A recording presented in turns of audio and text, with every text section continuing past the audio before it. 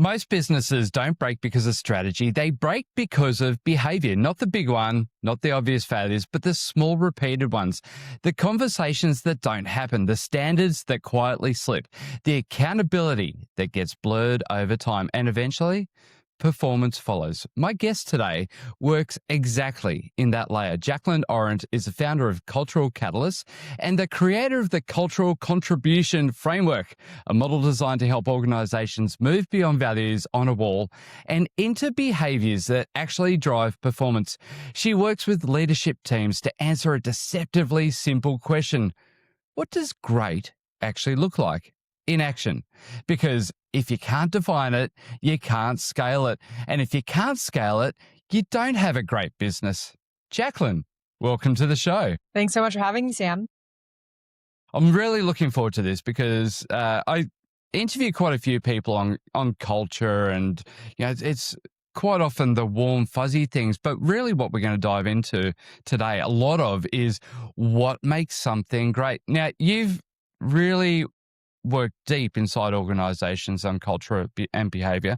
But firstly, tell me exactly, what is it that you do? Yeah, so I've got a couple different titles for me currently. I'm the CEO and co-founder of the Cultural Catalyst Network, and I'm also the frequency architect behind the Cultural Catalyst system, which is an integration over 60 years of science from 3 researchers, one of which is by the name of Richard E. Boyatzis, who spent his career studying change. How does change actually happen from the individual to the organization to the community?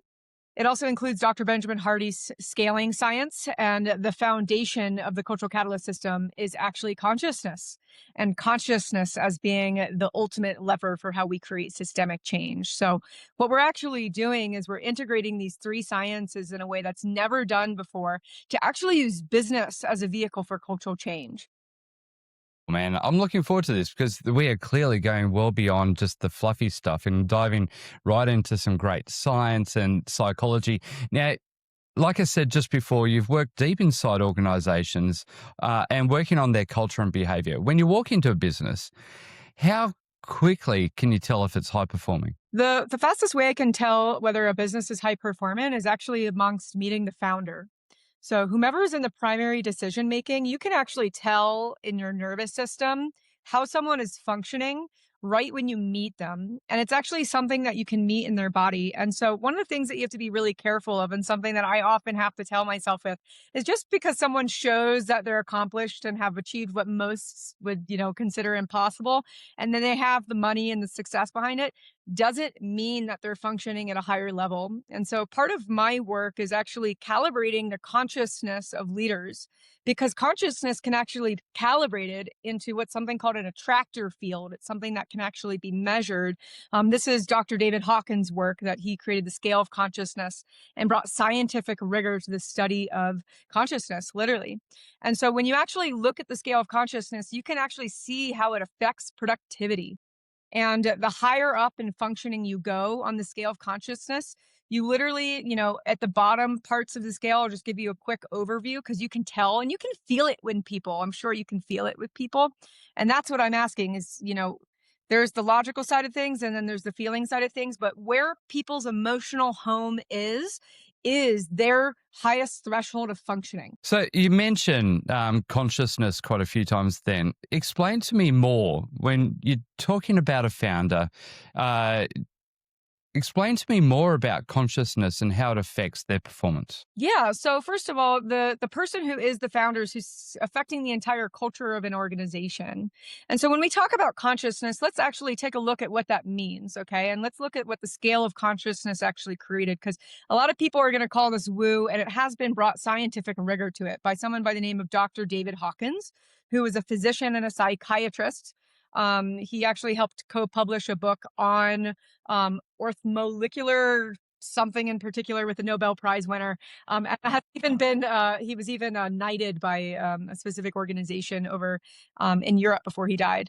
And he created something called the scale of consciousness. And the scale of consciousness was a logarithmic scale that goes from 0 to 1,000. And what Hawkins found in his, like literally this is revolutionary research, is that 200 is the critical line between power and force. So what is power and what is force? power is associated with things that are life-giving. They are literally, it's willingness, it's acceptance, it's joy, it's happiness. These are all different, literally calibrated levels of consciousness that literally affect one's productivity. And when you go under 200 on the scale of consciousness, that's associated with the shame and pride and guilt and anger and desire. And when you actually look at the productivity of these different levels of consciousness, what's so interesting, and I've worked with lots of different founders, and you can see it's like just because they have multiple eight figures involved in their business, their functioning is actually really low. And you can tell by the people that are around them and how they hold themselves particularly. So let's just start at like shame and guilt, for example. If that is their emotional home, that's actually associated with inertia, lack of movement, stopping, stuck, right? And then right above that, we have anger, we have desire, we have pride, aka I'm right? That's a terrible place to be as a place in a position of leadership, because open-mindedness allows us gives us the ability to grow and be able to flex given our conditions, no matter what they are. And that's actually associated with hyperactivity. And, in a culture that focuses on force and push, that's actually not what the science is telling us. The science is telling us is power is actually where most of the energy goes. And that's when we get access to happiness and productivity, peak performance without stress, and miracles and synchronicities. So immediately amongst meeting a founder, you know where they're hanging out. If you have any level of emotional intelligence, for example, one of the founders that I work with, she's in peace. I look into her eyes and she's just calm as a whistle, right? That is how she's leading her organization, okay? That means she gets access to magic and miracles and synchronicities. And what I mean by that is literally the Jungian term of the impossible becomes possible. Things that happen that could be not predicted. It's outside of linear causality, okay? That's the realm that she's playing in. And for other people, I've worked with another founder who's received $65 million in funding, and he's hanging out in righteousness. And he's judging people a lot, right? And, they have a high turnover on their team. And, you also can tell by who's the people that you spend time with that give you energy, and who's this people that you spend time with that drain their energy. And that tells you everything about their team and how they're functioning and how they're maintaining their culture, and actually even how they're producing results. It's interesting, Jaclyn. Apart from Built to Sell, Built to Buy podcast, I've also got another podcast called Why Do You Think You Could Do That? And the tagline for it is ordinary people who do batshit crazy stuff and say yes to the impossible. And these are the people who are those, they ski solo to the South Pole, or they circumnavigate the planet only using human power. Those kinds of people. And in my eyes, and I think a lot of people's eyes, they are great, but they are just ordinary people who've defined a vision and something that really excites them. And then they go through this whole process, but they always seem very calm and very methodical in the way that they go about it. So you mentioned your CEO, who's just complete bliss and just calm as hell. I don't know if calm as hell is the right way to call it, but is that calm the kind of person? Calm as a river. There we go. Yeah, totally. What's the difference between calmness and righteousness then? So the difference between calmness, calmness is just, it's literally a physical expression of one's nervous system capacity, right? And when we look at what's the difference between someone's achieving the impossible, literally, we can use the impossible goal framework and timeline based off Hardy's scaling science, and who's not able to achieve a possible goal. One of the things that's absolutely necessary and essential, and why most founders don't scale, is because they're not able to expand their leadership capacity. And what do I mean by leadership capacity? One of the doctors that I go to see, he often talks about people having different levels of nervous system capacity. And he talks about how some people are operating in 3G and 4G and 5G, right? Most people are actually operating at 3G. They might even be below 3G, right? Their nervous system really has the capacity of a flip phone right now.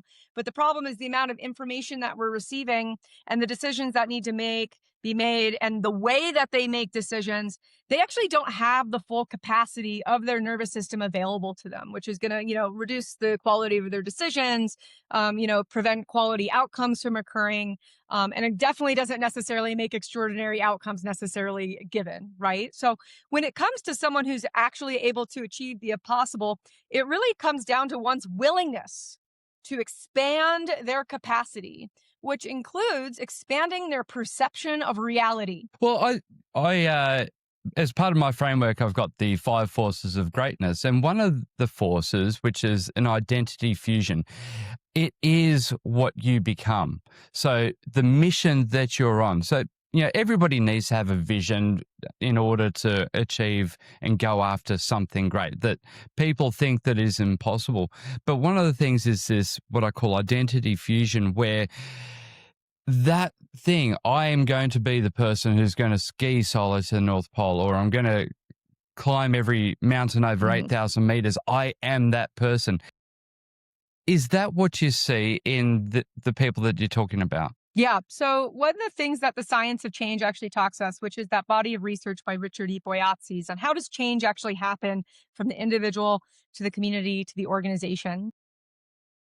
Richard Boyatzis is this is his 60 years he created this body of work. He's a Case Western University researcher, graduated from Harvard University, and he is the pioneer of this body of work. And one of the things that he teaches in what he calls intentional change theory is the first step of the change process is something called connecting with your ideal vision or collective shared vision. For in my world right now, we are part of we have the Cultural Catalyst Network. So our ideal identity is a cultural catalyst, right? And when someone owns an identity, like an athlete, right? Or I'm a professional athlete, or I'm a mother, right? There's certain behaviors that we automatically take because of who we believe ourselves to be. So when it comes to doing something new, when something impossible, it literally has to be part of what's called your ideal vision for yourself. It has to be part of who you want to become. And it has to be in alignment with what's drawing you forward. One of the key indicators of what's the difference between your ideal self and what's something called your ought self. Your ought self is literally, it's your cultural conditioning, it's your trauma, it's who you should be, it's what society expects of you, it's all that type of stuff. That actually drains you. So when it comes to doing something impossible, it has to be something that pulls you. It has to create the intrinsic motivation in you so that you can overcome hell and high water. No matter what happens, that you keep picking yourself up and you keep going, because that vision for yourself for the future that you want in yourself is so strong within your body that it literally creates something called PEA, which stands for a positive emotional attractor. And what happens on a neurological and a physiological basis is that your body goes into rest and digest. Your neurology goes into open-mindedness, collaboration. You're able to work together with people and you're able to go into creative problem solving. And that can only be accessed when you have a vision that actually lights you up, that turns you on. Otherwise, if your vision is something that you think you should do, even if it's an impossible goal, it will literally drain you and it will halt your change efforts. Well, I see it as at the very first catalyst for any move towards an impossible goal. It's the defiant vision. It's a goal that really demands reinvention. Yes, exactly. Yep. It makes you redefine who you are and helps you simplify your focus so you can scale. That's literally what an impossible goal is. And you're absolutely correct. And that's why it has to be so emotionally compelling, because the re-identification process and the filtering process, what happens when you redefine who you are and you set an impossible goal, it illuminates everything that's below your floor. The 80%, maybe even the 100% of what you're doing that is no longer in alignment with where it is that you want to go. And if there's not an emotionally compelling reason for you to do it, you're not going to do the hard work of letting go of all that stuff and allowing yourself the focus to be able to scale. It literally just won't be sustainable. So one of the things, Jaclyn, is that it's easy to come up with impossible goals, but then being able to have complete alignment in yourself to be able to move towards that impossible goal. How much of it is required prior to coming up with that defiant vision of who you are as a person and your core values? Totally. So there's a couple different ways to look at this because it's really interesting as I've been learning and applying the science and getting to see it in real time. So the first thing is that the science of change, when it actually comes to like how does intentional change happen, the vision has to happen first. You actually don't want to put an impossible goal on too early in the goal setting process because what it does is it basically puts blinders on you like a horse and can prevent you from seeing alternative pathways that could really serve you. And I think that's a huge mistake for people that people make, that they try to put structure, performance goals, process-based goals, learning goals way too early in the process. They have to have a vision that lights them up. Otherwise, the goal itself is not going to stick. So that's the first side of things. The second side of things is, the actually, one of the things that I find really interesting, and I actually got to meet Dr. Benjamin Hardy, who read the thesis that I applied to grad school with, and he was actually the one who was like, "Don't read any of my other books besides my science of scaling." So, I've been in the depth of studying his work right now. And one of the things that I've gotten to see, because I've gotten to work with an 8-figure founder on this, is again like even just 10xing your current business isn't enough to be able to create a poll, especially for someone who's already successful. Okay. Because it creates a lot of discomfort in that change process. So, one of the things that I've actually gotten to see working with high level individuals is we actually got to pop their version of reality before setting a new goal. And so, what I mean by that is actually, for me, I use the mechanism of surrender as taught by Dr. David Hawkins, and actually a technique called emotional freedom technique, a clinically researched technique that's primarily used, studied around PTSD, but I use those two things with precision to help founders and leaders let go of who they've been and actually connect to a higher experience of reality. So I literally we help unlock a completely new paradigm of reality that they don't have access to yet. And that is actually where we set impossible goals from. We don't set impossible goals from our current paradigm of reality. We let go of our current paradigm of reality. And you also have to understand, like, the limitations of the mind limit what you think is possible. So when you think of greatness, greatness is something that often descends through you from a higher level of awareness. So to be able to have access to greatness, we literally have to let go and let God, and see a greater version of ourselves or reality than we could ever have imagined ourselves. And that is where we set an impossible goal from. Love it. Love it. Now, you mentioned cultural contribution. What does that mean? Mhm. Yeah. So one of the things that we're doing with the Cultural Catalyst Network is we're literally applying the science, and for specifically for leaders who identify as cultural catalysts and want to create a new culture. And quite frankly, we're in a time and place right now where, even if you look at like Ray Dalio and his work on a changing world order, we're like literally in transition from where we are to where we've been. And what we know is Machiavelli, back in 1555 was like, there is nothing more challenging than the creation of a new system. And that's because the existing system is literally meant to just defend itself. That's why, when it comes to being a pioneer, there's that statement of like, if you're the pioneer, you're going to have the ones with the needles, like literally the arrows in your back. So what we're actually doing with the Cultural Catalyst Network is we're actually creating the infrastructure for people who've already achieved what they've set out to achieve to actually create our new culture, which includes new social norms, new ways of being, new behavior, literally new systems, and then giving them the infrastructure that they need to actually make it sustainable and doable. Because, it's a calling to do the work that we're doing specifically in this arena, and we acknowledge that inherently, in a lot of ways, it is impossible, just due to the nature of the fact that the existing system is designed to prevent, like literally prevent it from happening. However, for certain people, the impossible is not possible, is not impossible if it's in alignment with who you want to become. It's just a matter of when, and what's required necessarily to get there. I see many founders and meet many founders who say that their culture sucks, that it's been led down a path where they're just not happy with it. And clearly, a culture that it has been able to create itself, that has changed, means that it can come back and it can change again for the better. When you help companies Yeah. translate culture into behavior, what does that process actually look like? Yeah. So one of the things that people get a lot really wrong about changing behavior, right? That's like 80% of the coaching industry is all around changing behavior. And you could say the same thing for the therapeutic industries, just their goals are different. Coaching is goals oriented. Therapy is problems oriented.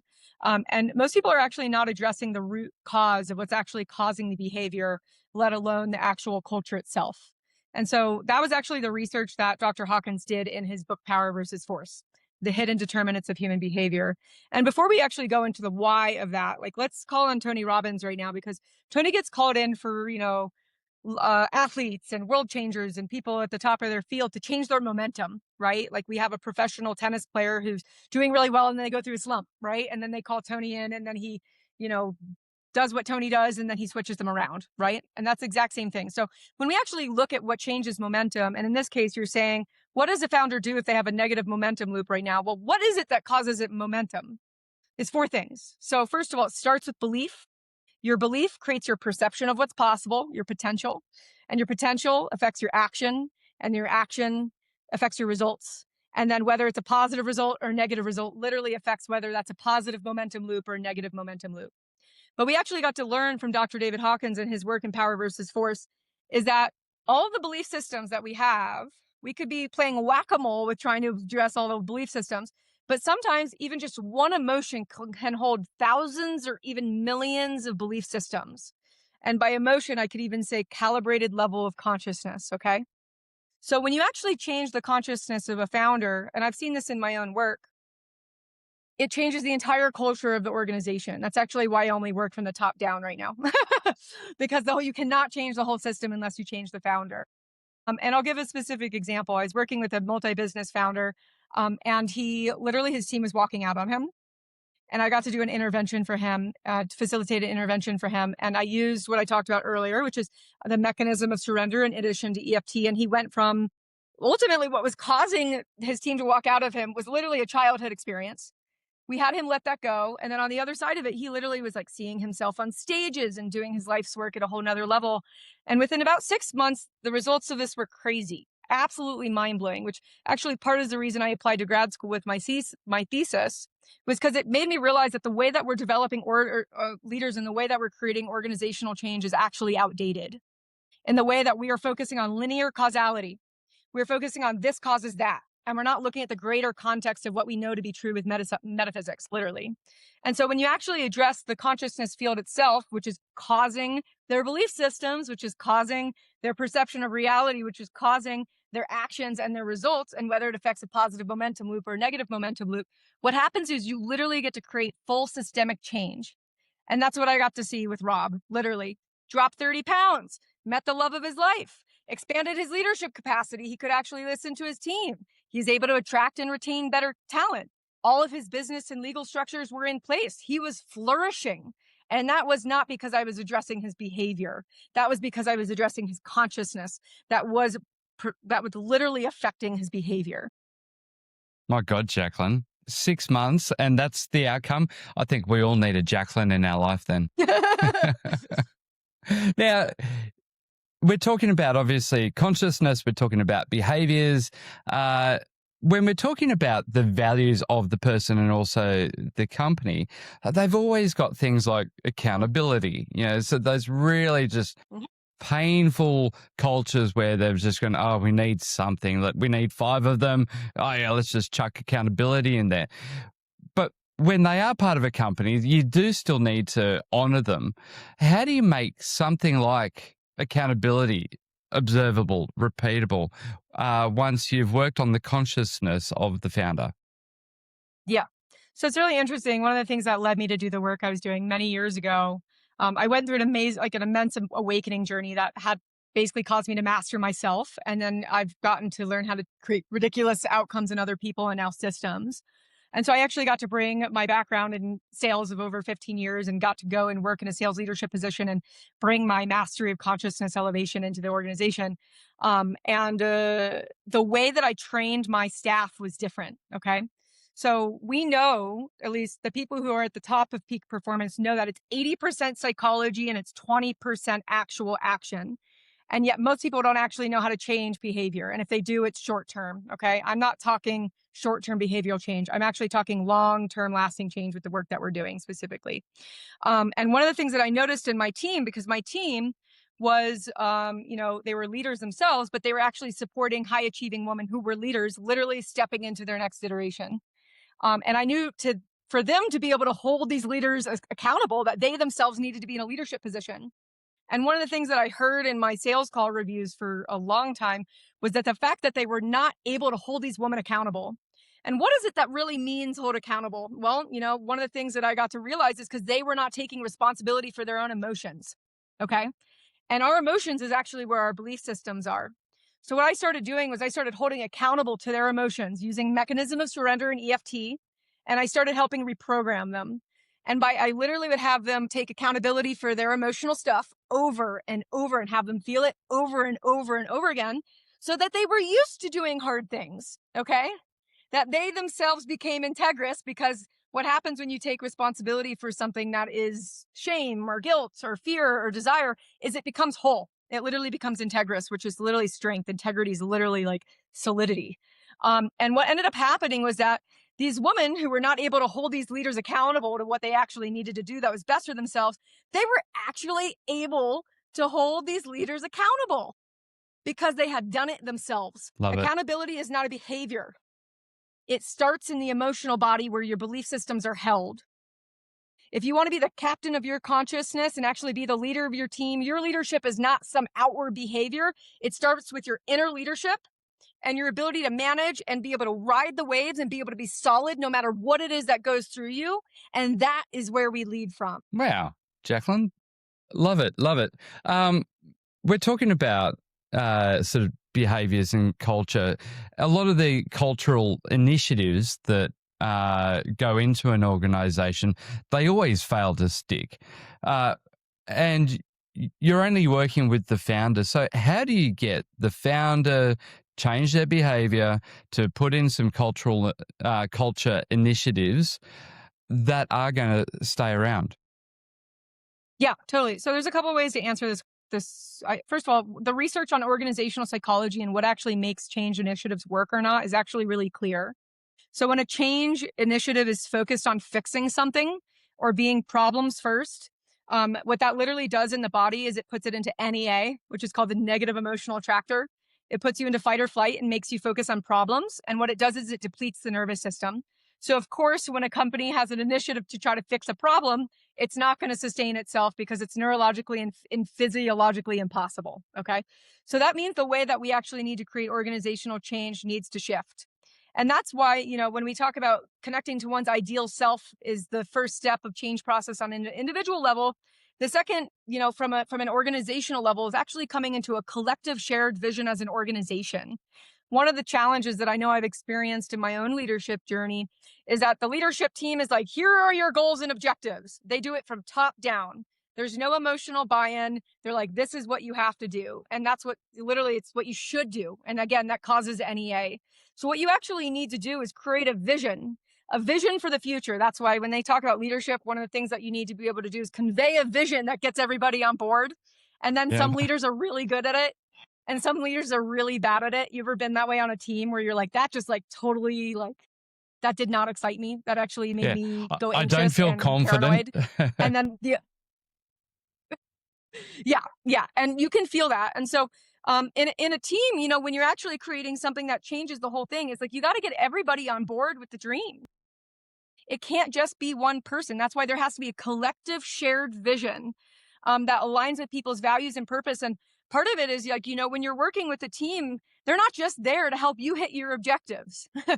They're there to help them hit their own objectives. You need to make sure that where they want to go and where you want to go are the same thing, right? That's where alignment comes in the picture. So there has to be a vision that's great enough that gets people off their seats, that gets them excited, that gets them invigorated as a whole, that's focused on a positive emotional attractor, the future, that's PEA, so that everybody moves towards that as a whole. So then your cultural contribution model, how does that unlock an organization as opposed to your traditional culture work? Yeah. So one of the things that we're doing with a little bit differently from the Cultural Catalyst Network is that we're actually using business as a vehicle for wider systemic change. Okay. So I'll give a specific example. One of our founding members has built an 8-figure business that's been primarily focused on solving and helping lawyers specifically. And her next iteration has really nothing to do with lawyers. However, it's an iteration. There's a slight. She's all about financial liberation, actually, because she went from bankrupt to a 8-figure business and has learned a lot about how do you create regenerative financial systems, for example. Now, imagine what happened if someone who's actually successfully learned how to create a regenerative financial system, actually started teaching that at scale. That might actually get us out of this extractive financial system that we're in and actually do something that serves the whole, right? This is kind of where we need to go right now. And so what we're doing at the Cultural Catalyst Network is we're actually bringing together leaders who's already achieved what they set out to achieve. They're already proven, but they want to actualize themselves as a cultural catalyst. And for them, achievement isn't the thing anymore. They've already done that. They've already proven it to themselves, but they want to contribute something that's greater than themselves. They want to leave an impact, right? When we look at the 6 basic needs, the human needs, we have certainty, we have uncertainty, we have significance, we have human connection and love, and then we have growth, and then we have contribution. So contribution is actually one of our spiritual needs as a species. And so for people who've already achieved it and they've said, and they've got everything they need, and there's still the sense of like, if I'm not growing, I'm dying. What it is a contribution goal is literally, what is the impact that you want to leave here? What is the contribution that you want to make? And what is the legacy that you want to leave behind? Literally, we're looking at contribution as what is the culture that you're wanting to leave behind? And I'm not just talking organizational culture, although organizational culture can help you do that.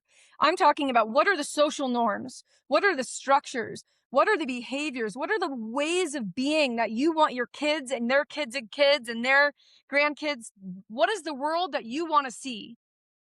That is what a contribution goal is. And, when we look at Hormozi and Tony Robbins' interview, and that's what we literally saw, Tony have him set an impossible goal. That was a contribution-based goal.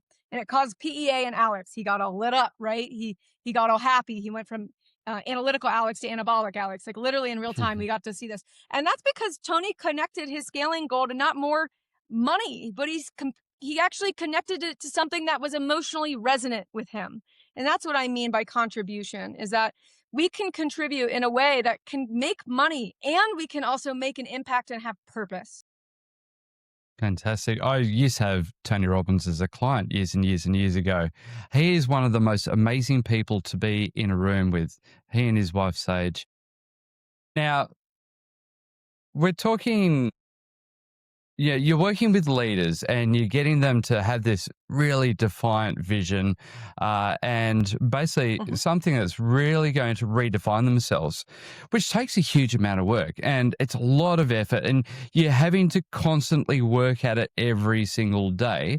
And having that path, which is really an engineered path to this impossible goal, you must see during this whole process leaders who are really unintentionally lowering their standards. Yes, definitely.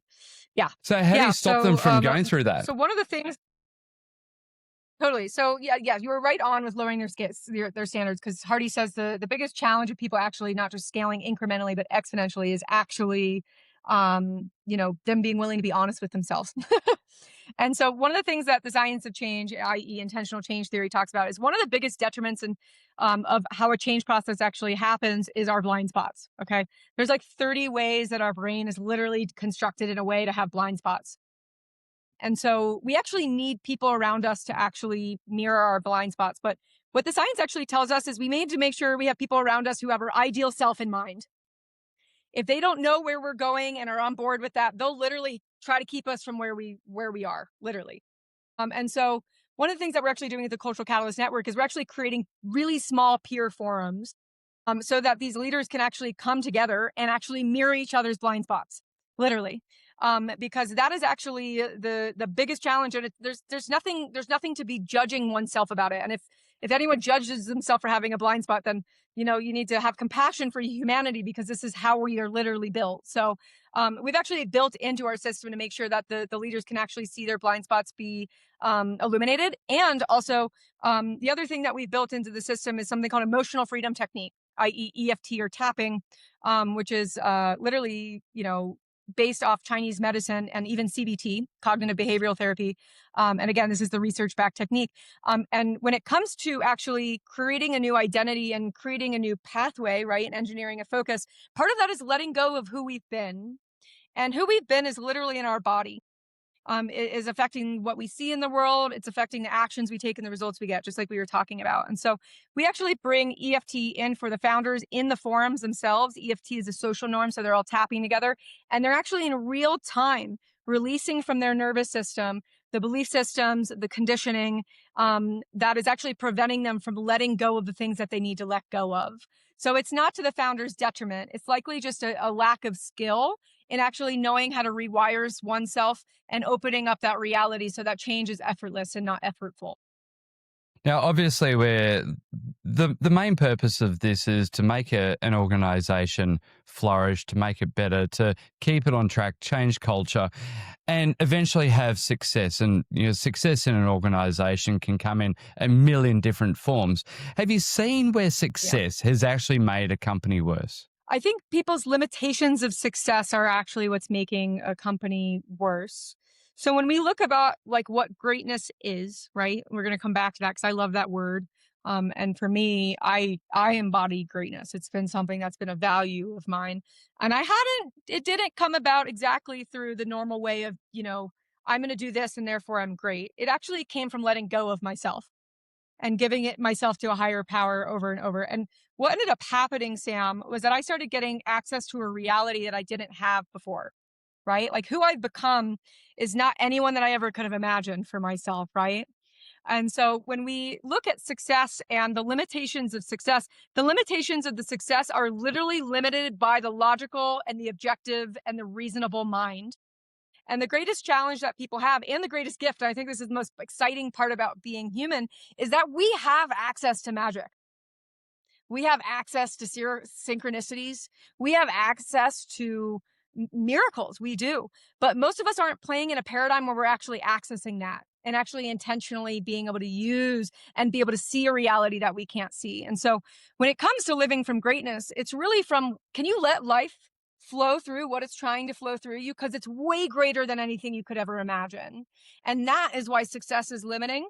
And that's why illumination, right? And that's why I love impossible goals too, because it's often outside of who we think, is possible right now. It makes us, innovate and change and morph and do all that type of stuff.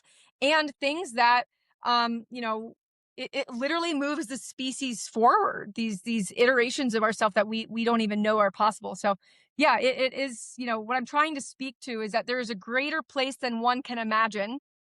And that is where greatness is found. The behaviors of your real high performers that you're working with, they can really get away with some, pretty poor behaviors that can damage a business long term. What is it that you're usually seeing there? Well, it depends on one's willingness. So when we actually look at the scale consciousness, how does one go from leading from force to power, or from happy and productive to peak performance without stress, right? Well, part of it is actually one's willingness to take responsibility for their consciousness and the behavior that is coming as a result of what they are holding in the mind. Literally, what they are holding in the mind is what is being caused in their organization. And so the difference between someone who is going to flourish and to be able to, take whatever life gives them and whatever life brings them is the people who are actually let life in, whether it be good, whether it be bad, whether it be painful, whether it be, the worst of the worst, whatever it is, there is wisdom in absolutely everything. And so I think the difference between people who make it or even make it really well, or the people who actually learn and do better, like Ray Dalio's success loop, really comes down to one principle, and it's reflection, i.e. mindfulness. You have to reflect on where you've been to be more conscious of where you're going. And life will continue to show you what you don't see. If you're open-minded enough, you can actually learn from it and be able to live more consciously and lead more consciously. Obviously, if we're trying to change the culture of an organization and create great change in a company, we can't just work with the leader, because quite often the leader just isn't that person who is able to convey the rest of it to their leadership team. So when you work with the leadership team at Cultural Catalyst, where do you actually start? Yeah. Yeah, so the first place that we start is with the founder themselves, because ultimately it comes down to the primary decision maker, even if with the other C levels, right? Especially with a founder, because if they own like majority of the business, even if one of the leaders like that is my responsibility and it comes down to like the livelihood of the business, it's still going to be the founder, right? So we have to start with the founder. Otherwise, we're not going to be able to create exponential change. And the second thing is that, the science of change actually tells us is that fractal change, which again is from the individual to the dyad, to the team, to the organization, to the community, to the country, all the way up to global processes. Change on a fractal level actually occurs across all different parts of the system. So what we actually have is we have a partnership with someone named Sonia Sophia, who spent the last decade creating the World Tapping Circle, which is an on-demand EFT platform, anywhere from 5 minutes to 90 minutes, to use that clinically researched technique to actually help whether it be their C-suite or even, someone on their team, actually use real-time nervous system work to actually let go of what it is that is actually preventing them from expanding their capacity and meeting the moment with mindfulness. So that's actually a scalable system. And for the people who actually come into the network, that's actually part of what they get, is that, yes, the founder gets the forums with the other leaders to help see their blind spots and come into a collective shared vision. And they also get, EFT on demand for their entire team. So we make sure that everybody is addressed, because we know, especially when the founder's doing something impossible, it's going to move some stuff around. It's going to cause some triggers. It's going to cause some people to move or leave and stay and everything in between. And it doesn't have to be hard. We have the resources we need. We just need to create a culture. And that actually starts with the leader, right? My base leadership tenet is to lead by example. So if you're wanting a team that can actually move agilely and quickly and effectively and respond instead of react, like, first of all, you need to do that. You need to be the captain of your consciousness. You need to have the inner leadership so that you don't react, but you can respond. And then, of course, having the tools that you need to be able to expand your capacity, because when a leader does it themselves, that's actually what creates the culture norms. So if we have a leader who's tapping and doing all that type of stuff, she'll go into an organization and say, this stuff's amazing. You guys have to do it. And of course they do, because we have access to it for them. So it's got to start from the top, because the one holding the vision is the one who's literally driving the herd. So, and that also comes down to, if a leader is not able to do that, then maybe they shouldn't be in a leadership position, right? There is an aspect of taking responsibility that is inherent to leadership, and having one's own inner leadership of their own reality is just step one. And once you have that, then you're actually able to lead a team and lead by example and create the cultural norms that you want to see. All right. So then, Jaclyn, what are the key components of a culture that really is going to perform at a high level consistently? Mhm. Yeah, it's interesting. When you look at the difference between like inertia, hyperactivity, happiness and productivity, and peak performance without stress, it's actually where people's emotional home is. So we can grab that term from Tony Robbins. So if someone is hanging out in anger most of the time, like, their biggest leverage is actually going to be to let go of what's causing them to be and hold that negativity, because that negativity is what's affecting their behavior and the culture around them. It's also affecting who they attract and how they function and whether or not the team is coherent and effective. Okay. And when you have someone who's already happy, right? So that's when we're talking about, using a tool like EFT, which is a nervous system technique. We need to be able to make sure that we're expanding our capacity. So for example, when I moved to Boulder last year, 2 years ago now, I was like operating in 3G. Okay.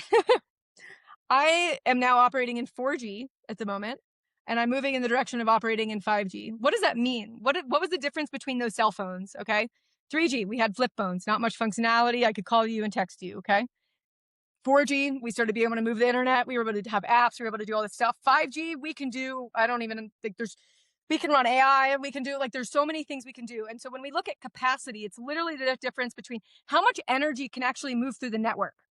And the same thing is true for leaders. So we actually get to see the biggest domino. And that was the thesis that I went to go to grad school to create. And what, Hawkins has already researched, is that the biggest determinant on the effectiveness of a culture is actually the leader themselves and the consciousness that they calibrate. And I'll give you a specific example of Winston Churchill versus Hitler. Or we have Gandhi versus the British Empire. He used no force. Why is it that Gandhi was able to, take down the British Empire? It's not like he fought his way through it. That's the opposite of what he did. And so when you actually look at what did these people calibrate at, Churchill was in the 500s on the scale, which is associated with love and sacrifice. Okay. And then Gandhi was at peace, right? That's at like 600. That's like enlightenment on the scale, basically. And then Hitler was like shame. He was calibrated at shame on the scale, which is associated with death, right? Even though Hitler had the strongest army at the time, he was actually able to be taken down because of the prevailing consciousness of these leaders. And so what I'm saying is, for an organization to actually, become all they can be, it is not what most people think. It's in the nonlinear, invisible domain that is the hidden determinants of human behavior. That actually is what create the greatest change, which is why that experience with Rob, for example, you changed his consciousness and he had all these ridiculous outcomes. That wasn't a lot of work, Sam, for me. That was like 3 hours of my time. And then it's been that way ever since. I haven't had to do anything else. So when it comes to creating systemic change, it's what are we calibrated at? Where am I functioning on that scale? What is my emotional home? Because that will tell you directly how your leadership is. And yes, don't get me wrong, strategy is part of that. But we also know from Einstein that the problems we have are created from the level of consciousness that created them. This is Einstein saying that. So the same thing goes for organizational change, that the leader is the one that is causing the whole organization to have a calibrated level of consciousness, literally. And whether it's life-giving or life-taking, whether they create exponential results or incremental results, whether they're able to do the impossible or whether they're able to not even get off the tarmac, right? This is all based off of one's, literally, it's called an attractor field. Just like, we have a 3G, 4G, 5G, which makes that the biggest job of the leader is actually to elevate oneself, increase their level of functioning, make them expand their capacity so that they can expand and hold more and more and more and get to actually lead from a place of power and not from force. How much of a company's culture then is simply the founder scaled? I believe that the founder is the crux. Literally, we can use the crux from the science of scaling. The founder is the crux about, the entire thing. Because if you imagine if you went into an organization that was driven by purpose and had love as a foundation principle, and they also had a positive bottom line, right? Or integrity as a principle, they're going to attract people with integrity. It's really that simple, right? You want accountability, you become accountable and you'll attract accountable people. It's really that obvious. And it's so, and people say this too, even though they might not know what the science of consciousness literally is saying, is like, why do some people have a good vibe and a not good vibe? Okay. How good is your vibe? That actually affects your productivity. That affects who you attract and who you retain. That affects your effectiveness. That affects your bottom line. So it literally comes down all to the founder. And don't get me wrong, you want people on your team who can match you. But if you want a peak performer, you yourself have to be a peak performer. Are there any behaviors then in the leader that really quietly cap the performance of the business? I think the biggest challenge that leaders and all people have is denial. So accepting what they won't accept or not accepting what they won't accept, resisting reality. And I actually think that's one of what I love about Ray Dalio's work. It's like, if you are willing to accept reality as it is, you have the ability to actualize yourself. If you do not, and you will not accept reality as it is, then you will not actualize yourself. That's literally as simple as it is. And so the skill and the practice of open-mindedness is the practice that we get to make there. As soon as we think we know or that we're right, we are literally in closed-mindedness and we're not able to listen to what it is that's being offered from us to be able to actually meet reality with what is needed. Then what's the most difficult shift that leaders need to make as they grow? Probably not settling. I think we live in a culture, and I'm not just talking organizational culture, where most people don't actualize their potential. It's just not normal, right? For people to go after their dreams. It's more of like you're the outlier than the norm if you're the one who's actualizing your potential. And so I think the principle of actually making your floor and not being willing to lower your standards for things, and people being dishonest with themselves, is the denial. It's I won't accept what I won't accept. Right? It's, if we're not able to accept reality as it is, we're not going to be able to change it. We're going to deny what's happening specifically. And so just like everyone already says, the biggest thing that's between you and the thing is you. as it turns out. And that's true. And so when it comes to, actualizing an impossible goal or even creating a new culture on this planet, which in itself seems kind of impossible by some standards, it has to be an emotionally compelling vision so that no matter what it is that we find in ourselves, whether we like it or not, or we don't want to look at that we're still willing to do the work, and go through the inherent challenges of being a human being in an animal body and wanting to actualize our full potential. Jaclyn, this really brings us back then to your core idea, which is contribution, because this is really where your work separates from traditional culture thinking. Now, most businesses, they always focus, as we all know, they all focus on performance metrics, but you focus on contribution. Why is that? Yeah. Well, so there's a time and a place for a performance metric. Okay. I want to be really clear on that. And that's what I'm talking about in regards to like when you've done something before and you have the competence in being able to do something, that's a performance metric. But when it comes to doing the impossible, like in this case, being a cultural catalyst, we're actually driven by vision. So when we're talking about contribution, what is the vision of one's contribution?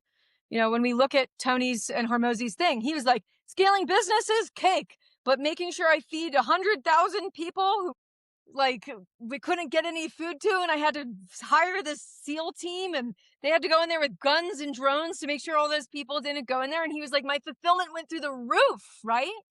That was a contribution goal that was greater than Tony, that made him help redefine who he was, helped him find like we didn't know the path, right? They kept trying all these different things. And that's the thing with an impossible goal is, there's an illuminated path that we might not see off the bat. And so when it comes to contribution, again, we primarily work with leaders who've already achieved success. So for them, another performance metric isn't going to light them up.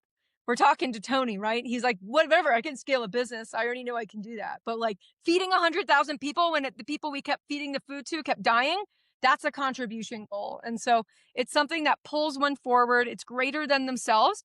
And it gets to reframe the way that we use business, which is, yes, we can serve our clients. Yes, we can make money. Yes, we can, ideally make the world a better place for whatever it is that we're doing here.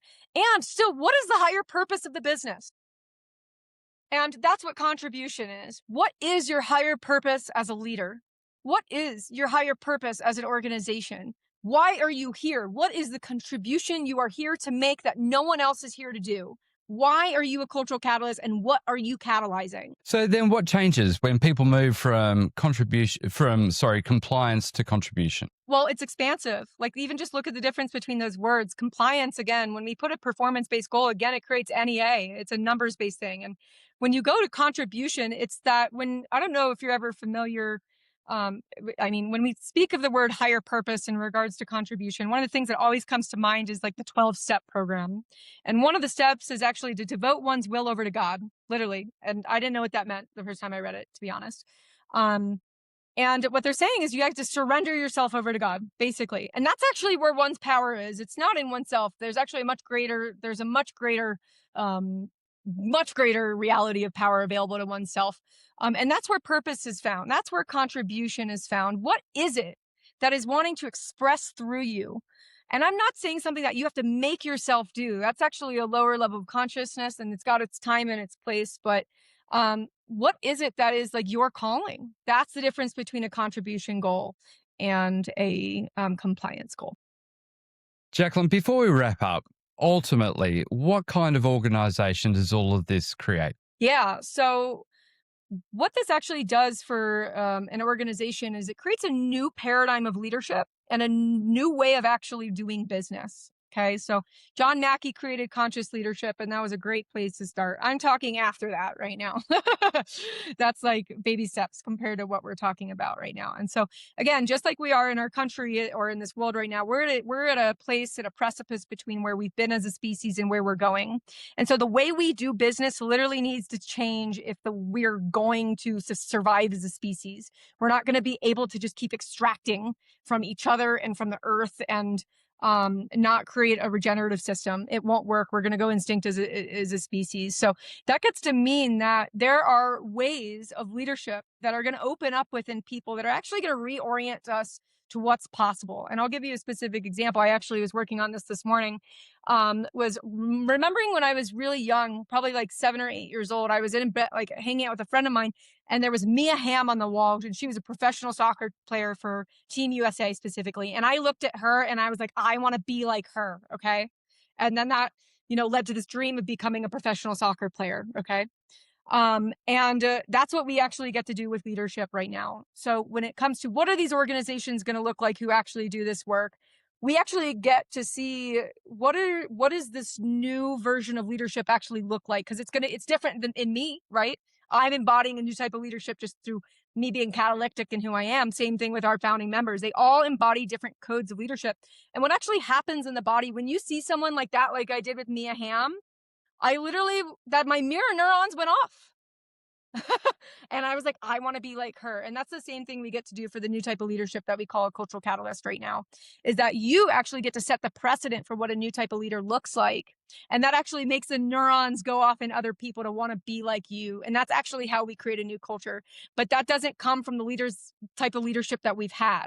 It comes from a place of leadership by power and not from force. And when we do that, people are going to see new ways of doing things, new ways of doing business, new ways of operating with money. These are the new cultural norms that we actually get to create. We can keep what we like and what's working, but we also get to replace things with things that are working better and actually create a new culture organizationally and at large. So then, Jaclyn, if someone wants to build the best business in their industry, and I'm not talking about just successful, I'm talking about exceptional, what is the first behavior they need to define? Well, the first thing that I would actually go below behavior and find out, why is it they're really doing that? What is the reason, 7 levels deep?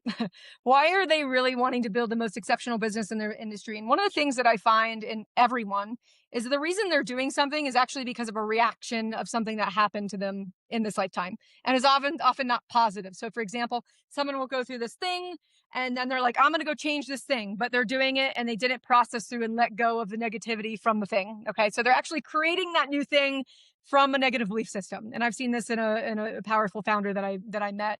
And the reason why he was trying to scale the business had nothing to do with service. It was because he was trying to prove something to himself. Okay. That is not a good enough reason to do it.